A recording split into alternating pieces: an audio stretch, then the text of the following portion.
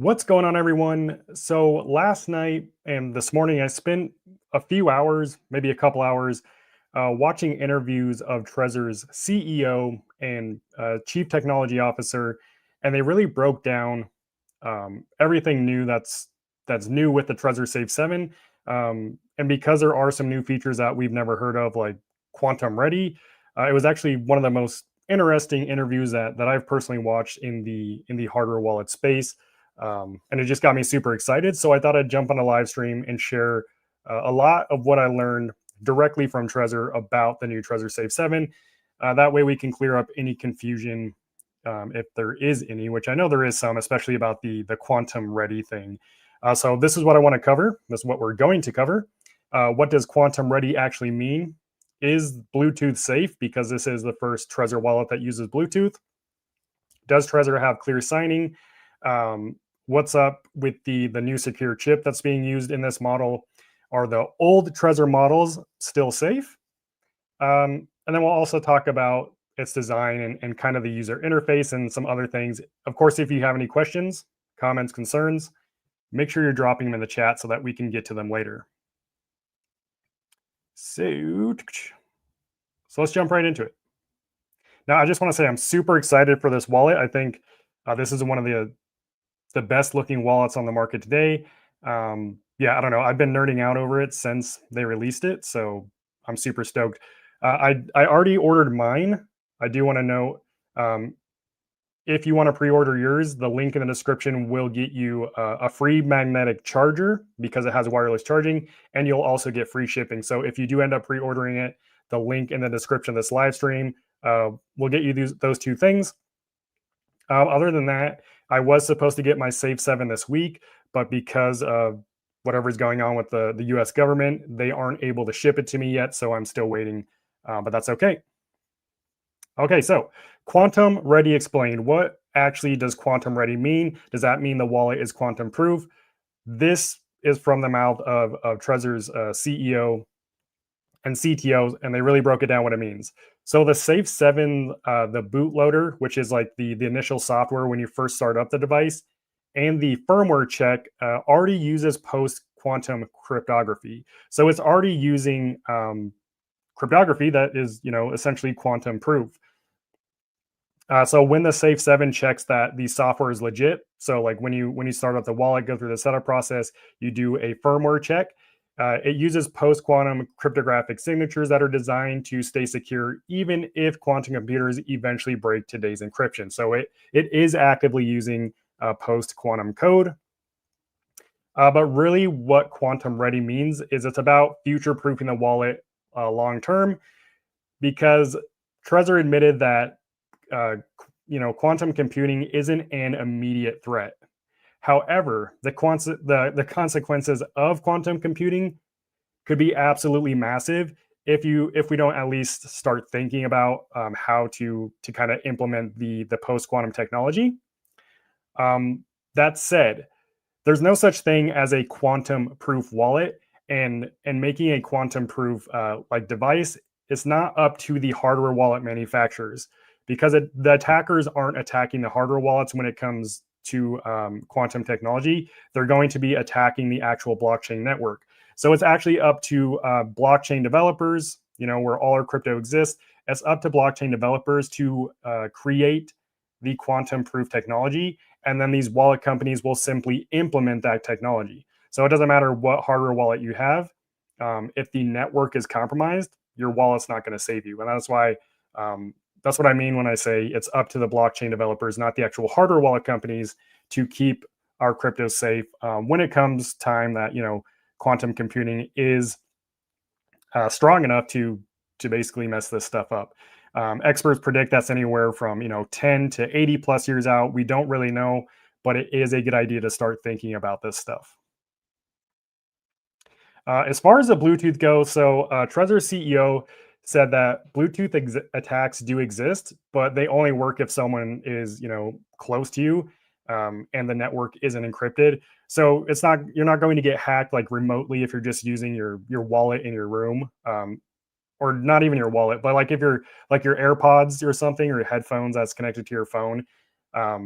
no one's going to compromise your Bluetooth network if you're just sitting in your house. It'd have to be someone who's in close proximity to you, who is actually trying to compromise your Bluetooth network. That said, Trezor has built what they call the Trezor Host Protocol, which locks and encrypts all Bluetooth signals between the wallet and your device. And this makes it literally impossible for attackers to get any data from that Bluetooth connection. So when you're transacting, even if you're doing it in public, if I don't know why you would do that, but even if you were doing it in public, using Bluetooth is not going to be a threat, which is a common misconception. Another thing is that you can disable the Bluetooth function in the Trezor Safe 7 if you don't want to use it. Then you could just use it like the previous Trezor models and use it with a wired connection if you prefer to do that.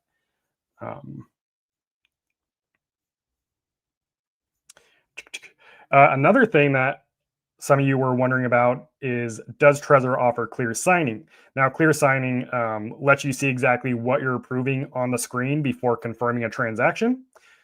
This is something that Ledger talks about. It's something that I think they kind of came up with the term clear signing, which is, the opposite of blind signing. But it is already available for most actions inside of Trezor Suite, which is Trezor's software that you use to manage their wallets. So when you're sending, receiving, staking, and trading crypto natively inside the Trezor Suite app, you're already going to have the clear signing feature where you can see all the transaction details on your physical Trezor device and confirm what you're signing is actually true. As far as external dApps or decentralized applications, all wallet manufacturers are still expanding support for interacting with external apps. And Trezor CEO said that they are working closely with competitors to really make clear signing, the thing. Make blind signing a thing of the past and make clear signing something that we always use. So if that technology ever comes out, any updates to clear signing, all that's going to be required from the user is a simple firmware update. It's not going to be you have to buy a new device or anything like that. It's just going to be a firmware update, which is pretty cool. Another thing is Trezor's new secure element chip. So a secure element chip is just a specialized chip that protects your private keys from physical attacks. This is the same kind of chip used in your debit card, electronic passports, things like that. It's even used in the military in some applications. So the older Trezor models, like the Model 1 and the Model T, which I don't know if you've never seen an old Trezor model, this is one of their first models. This is the Model 1. These models don't have a secure element chip. That's why there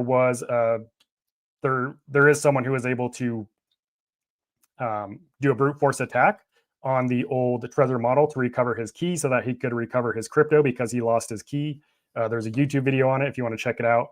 But yeah, the old models lack the secure element chip, which again really just protects your keys from physical brute force attacks.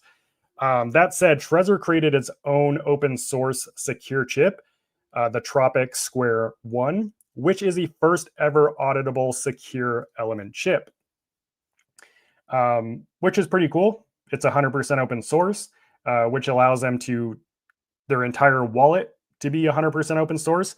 The thing that you'll see with most wallets on the market that use a secure element chip is the hardware wallet companies have to sign non-disclosure agreements with these chip manufacturers because they've spent billions of dollars and decades testing and making their chips more secure. So they really protect their IP. So what you'll see is, a lot of hardware wallets are not completely open source because of the secure element chip they use. So what Trezor has done, even in the Safe 3 and the Safe 5 models, which were the first Trezor models to implement a secure element chip, those ones have the Infineon Optica chip, which is also an open source chip. But what they've done is they've actually created their own in-house chip, the Tropic Square 01. So it uses a dual chip architecture. So it has two secure element chips in it, which really just means double the protection. Now, if someone got a hold of your Trezor Safe 7, not only do they have to, crack the Infineon chip, but they have to crack the Tropic Square 1 chip, And the Tropic Square 1 chip, because it's open source, because it is auditable, should only get more secure as time goes on.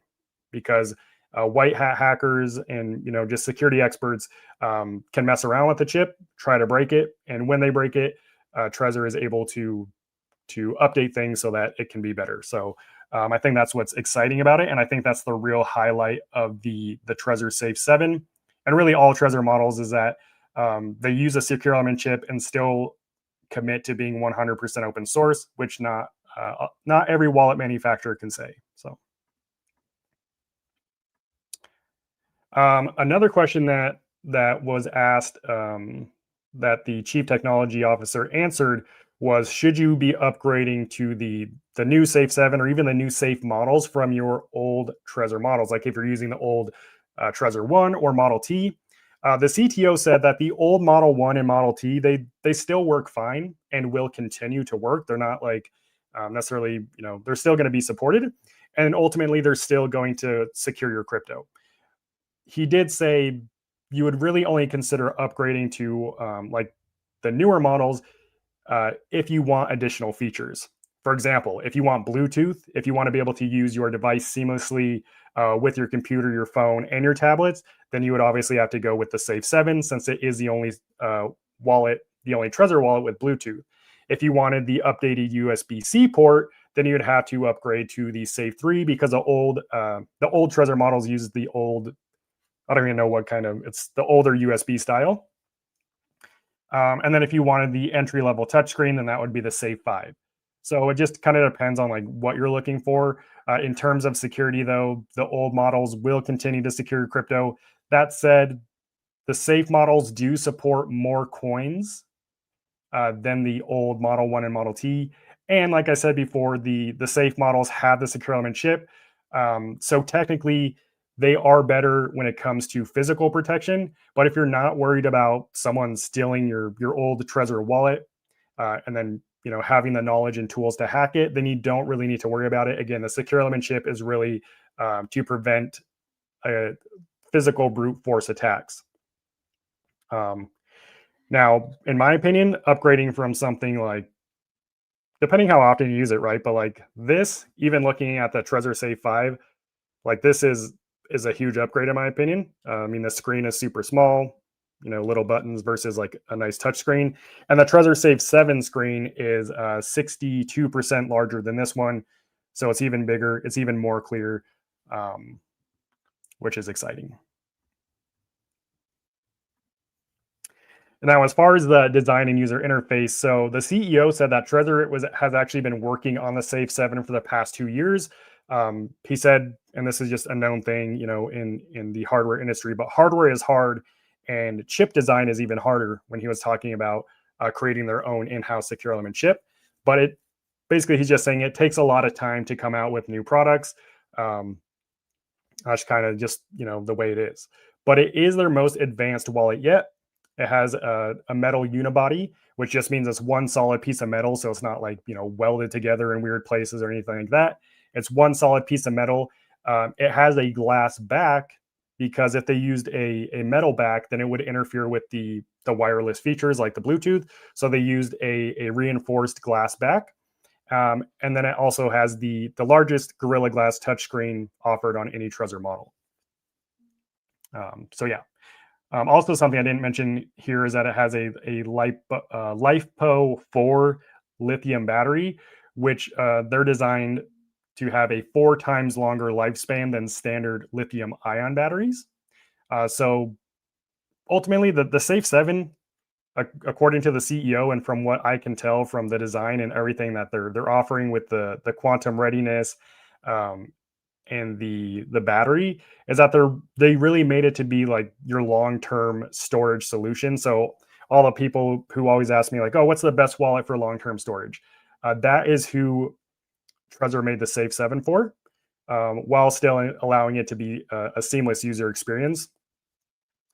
So yeah, the battery is going to last a long time. It's also dust and water resistant, so you can't like submerge it in water. But if you spill some water on it, it's not going to break it. So yeah, And the goal of the wireless feature is to make self-custody easier and less intimidating.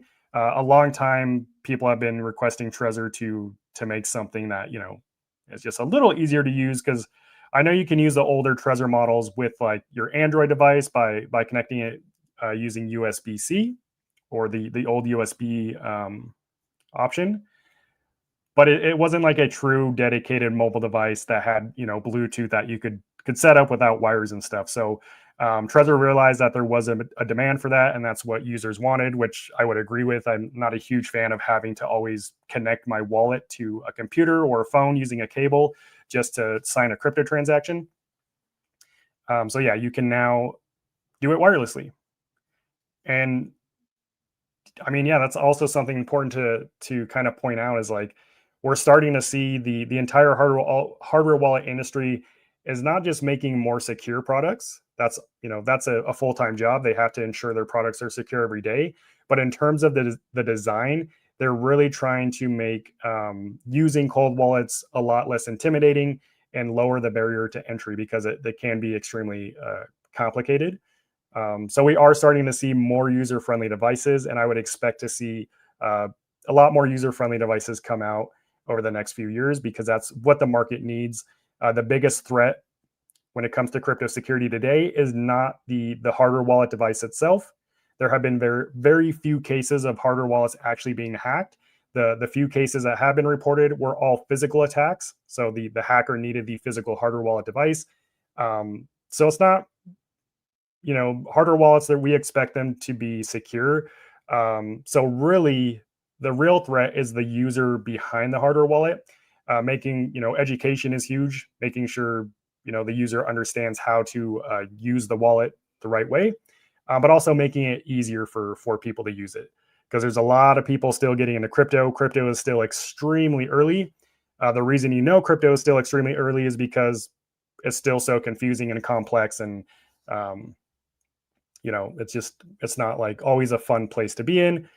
Whereas in the future, when it's not early anymore, it'll just be seamless. You won't really think about it. We probably won't even call it crypto. It'll just be a part of our everyday lives, kind of like the internet is now on our phones.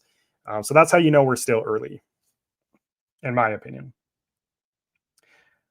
But yeah, that's about it that I wanted to cover, and that I learned from watching those interviews. I thought it was super interesting. Um, yeah. So,